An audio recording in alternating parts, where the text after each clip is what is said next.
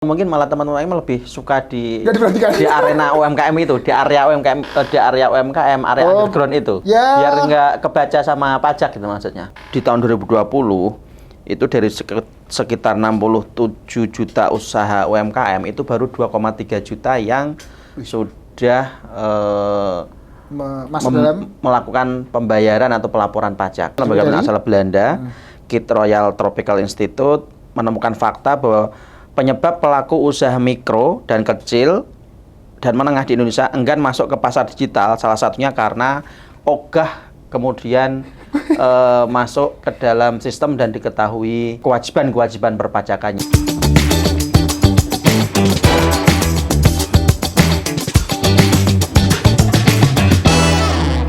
Assalamualaikum warahmatullahi wabarakatuh. Kita berjumpa lagi di Deskripsi Channel dalam program Podcast santai seputar pajak. Bersama saya Arif dan saya Gofur. Di episode kali ini kita akan membincangkan tentang apa nih, Bos? Tentang yang ringan-ringan saja lah ya. Jangan yang berat-berat. Hidup sudah berat. Sudah berat. Apa tentang UMKM ya kita ya? UMKM kita bahas Iya. tentang UMKM dan kaitannya dengan pajak lah, UMKM dan pajak gitu ya. Jadi memang kalau kita bicara UMKM itu kan sebenarnya merupakan tulang punggung perekonomian kita ya. Oh ya. Tapi memang masih banyak yang main di bawah Sisi tanah. ya. Bawah tanah. Ruangan apa? Bawah meja biasanya. Jadi mereka yang beroperasi ketika kantor pajak tutup. Malam hari berarti? Habis maghrib baru buka usahanya, kemudian malam jam 11, jam 12, jam 1 tutup. Itu kan aman itu dari orang pajak itu. Iya. Bahkan malah justru yang jualan malam itu yang ini ya, omsetnya yang kadang tidak terhitung. Pernah itu beberapa survei ringan-ringanan lah. Itu hanya ke penjual Starling lah ya, Starbucks keliling itu. Kirain Starlingnya Elon Musk. Oh bukan, belum. Nanti kalau masuk itu kan. Itu jadi pendapatan mereka itu ternyata kalau di akumulasi sebulan itu bisa lebih besar dari pendapatan ini ya. PNS pajak. Bukanlah, PNS pajak. Inilah anak-anak karyawan-karyawan yang dikerja di SCBD lah. Oh iya. Oh iya. Mbak SCBD itu. Mbak SCBD. Apa namanya itu yang terkenal itu Mbak SCBD ya? Nyebutnya lah. Eksekutif di SCBD. Nggak update mereka, nggak paham. Nggak paham. Nggak tahu nih krunya kita nih payah banget loh. Bergaulnya sama kamera. Gara-gara kantornya di Simatupang nggak paham mereka Mbak SCBD. Iya, itu pendapatannya dalam satu kali malam dia nggak sampai selesai. Paling malam mulai ya kan jamnya kantor pajak tutup lah mulainya. Itu bisa mencapai 500-600 ribu kotor ya, kotor. Ya. Kalau bersih paling, ya dia kan satu saset harga 1.750 dijual 4.000 sampai 5.000 tuh kopi. Kalau makanan kan bisa 60% kan kalau kita ini cek marginnya di dulu benchmark kita di waktu Anda di DJP dulu kan ada benchmark itu. Waktu Anda saya di DJP atau waktu itu di kantor pusat ya. Itu kan sekitar 60% ya artinya ketika sekitar 600.000 omset kotornya untungnya ya bisa 360 ya. 360-an. Dan itu buka habis maghrib sampai jam 11-an. Itu cuma berapa jam itu? Kalau kita bicara jam 6 lah sampai jam 11 ya. 5 jam? 5 jam lah. Apalagi belum yang ada survei kecil-kecilan juga terhadap yang jualan di tenda. Jadi dia nggak menetapkan. Kalau yang punya ruko sudah nggak adanya, dia pergi pindah lagi ruko yang lain gitu. Wah, makanan pecel lele, oh, itu bisa jutaan itu? Iya, satu malam itu omsetnya bisa jutaan bahkan puluhan juta kan, yang lumayan banyak pelanggannya itu. Padahal itu jualannya ya mulai maghrib lah sampai jam 1, jam 2 gitu. Untuk apa? Orang-orang malam ya? Ada juga jualan sampai jam 3 sih. Untuk siapa tuh biasanya? Iya, yang penghibur malam. Itu ada yang ngomong begitu, dia jualan ini rawon, makanan-makanan lah di Surabaya. Ada di YouTube tuh. Jadi memang mereka bukanya itu malam jam 9 sampai jam 4 pagi, jam 9 malam. Menyediakan untuk ya itu yang bekerja malam itu. Jadi kita harus luruskan, kerja malam itu bukan berarti yang negatif-negatif kan. Kan pabrik malam kan juga ada kan? Iya.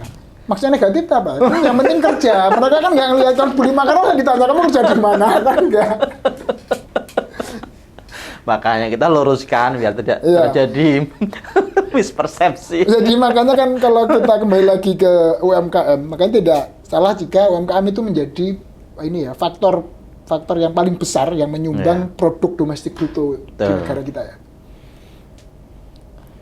Hampir di angka 67% Iya, 67% itu produk domestik bruto kita disumbang oleh teman-teman UMKM. Nah, ya, kita harus berterima kasih kepada para pelaku UMKM ini yang sudah menjadi tulang punggung dan katanya penyelamat kita kemarin di waktu COVID itu juga sehingga kita bisa lebih cepat rebound ekonomi kita juga karena teman-teman UMKM ini. Jadi kita harus mengapresiasi betul dan tentu berharap pemerintah bisa lebih memberikan perhatian terhadap teman-teman UMKM ini.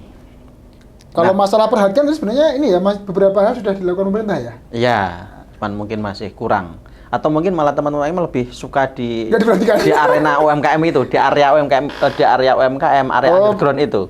Ya. Biar nggak kebaca sama pajak gitu maksudnya. Kalau nanti udah masuk sistem keuangan, apalagi bayarnya pakai QRIS segala macam kan nanti rekeningnya bisa ketahuan. Oh, digitalisasi. Jadi nggak mau masuk digital. Tapi ada beberapa yang memang ini ya, apalagi yang sudah ini, mungkin tuntutan zaman ya, anak-anak orang konsumen lah, dia nggak bawa uang tunai, jadi pakainya kan pakai QRIS gitu. Tetap beberapa kami sudah melakukan itu. Ya cuma itu tadi yang belum banyak. Kalau pekerja malam mungkin mainnya masih cash lah ya. Pekerja malam mainnya cash bisa jadi. Cuma kembaliannya kan susah. Nah, memang ada ini ya, bahwa ada data itu di tahun 2020 itu dari sekitar 67 juta usaha UMKM itu baru 2,3 juta yang sudah melakukan pembayaran atau pelaporan pajak. Artinya masih ada 65 jutaan yang ya jangankan bayar pajak gitu.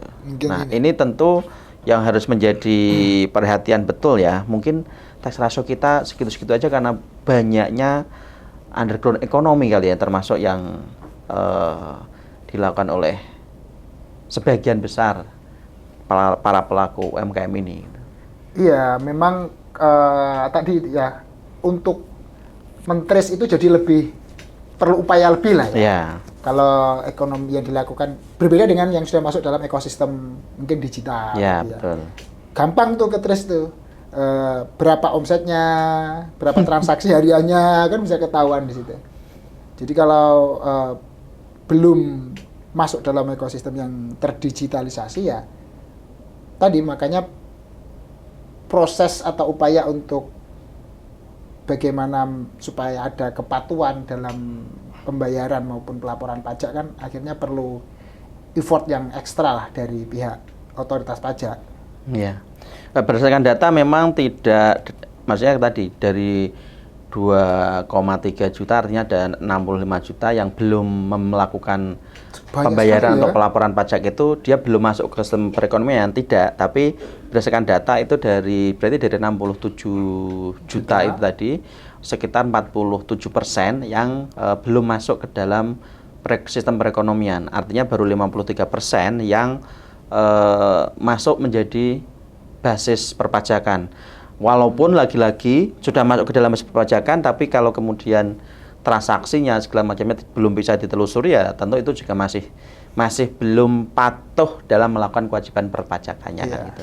Bisa jadi sudah ada NPWP, tapi kan itu datanya data yang bersifat statis ya. Iya, betul. Jadi tidak data profil yang statis. Kebutuhan memiliki NPWP mungkin hanya untuk kebutuhan ya kan misal untuk persyaratan pinjaman ke bank misalnya kan motor gitu. Tapi karena tidak adanya transaksi yang bisa tercatat ataupun yang dilakukan pelaporan, akhirnya kan tidak terdeteksi dengan baik lah. Apakah ini sudah seberapa maju, seberapa ini proses usahanya tersebut kan itu. Iya. Dan ini memang ada ada penelitiannya ya. Kalau tadi kan Bro Kopru sudah menyampaikan survei kecil-kecilan lah. yang dilakukan ya. Ini ada survei penelitian lembaga penelitian asal Belanda, Kit Royal Tropical Institute menemukan fakta bahwa penyebab pelaku usaha mikro dan kecil dan menengah di Indonesia enggan masuk ke pasar digital salah satunya karena ogah kemudian masuk ke dalam sistem dan diketahui kewajiban perpajakannya. Artinya terkait dengan kewajiban perpajakan lah begitu. Nah, ini kan juga menjadi sesuatu yang harus dijadikan perhatian ya. Artinya teman-teman UMKM ini harus betul-betul mendapatkan pemahaman, mendapatkan sosialisasi kaitan dengan pentingnya penerimaan perpajakan ini gitu. Mereka tidak bisa datang ke tempat jualannya itu kalau jalannya masih apa? Kalau bahasa zaman dulu masih belicok apa bahasannya? Masih kakinya masuk itu apa bahasa Indonesianya? Kejiglong. Becak. Ya masih kakinya masih harus apa tergenang sampai lutut kalau kita cerita di kampung-kampung dulu itu kan mereka nggak bisa berjualan dengan baik. Kalau kemudian perekonomian tidak tumbuh dengan baik karena penerimaan pajak tidak masuk dengan optimal juga ketika perekonomian tidak baik kan nanti jualan mereka juga siapa nanti yang beli kan gitu. Jadi kita harus betul-betul update atau berikan pemahaman kepada mereka terkait pentingnya kesadaran untuk melakukan kewajiban-kewajiban perpajakan ini gitu.